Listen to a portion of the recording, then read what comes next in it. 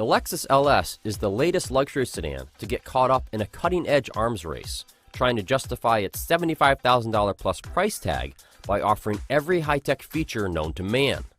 Problem is, a lot of this technology is so poorly implemented that it makes living with this car extremely frustrating.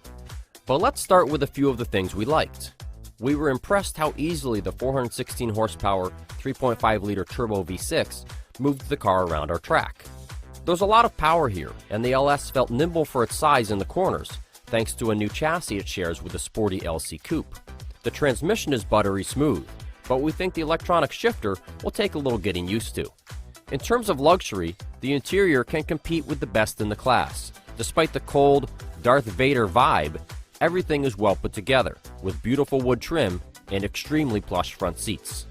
Passengers in the rear seat have an incredible amount of legroom, though headroom can be tight for taller folks. But with the deep reclinability and the array of controls available back there, you'll feel like a Fortune 500 CEO, even if you're a bit cramped. Lexus also included a lot of safety gear in the LS. Automatic emergency braking and forward collision warning are standard. One of the most unique features of this car is the available pop-up hood safety system. Upon impact with a pedestrian at the front of the car, it uses pyrotechnics to raise the hood to minimize blunt trauma forces to that pedestrian.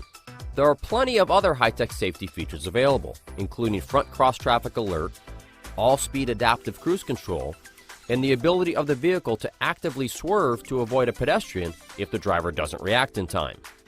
But this is where the LS's fatal flaws begin to be revealed. Some of the tech in this car feels half-baked and ostentatious, with the main offender being Lexus's frustrating trackpad-based infotainment system. We've never been fans of the trackpad, but now you have to use it and its computer-like cursor for even the simplest of actions. For example, turning on the heated seats or steering wheel requires aiming the cursor precisely in order to choose the right button, and you have to go through multiple menus to find what you want.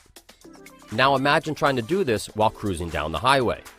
It's not even that the system has a steep learning curve, it's just straight up difficult to use.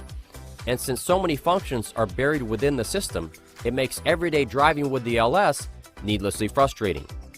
This feature overload isn't unique to the LS, since most of its competitors are also cramming flashy technology into every nook and cranny. It's just that the LS doesn't pull it off as seamlessly.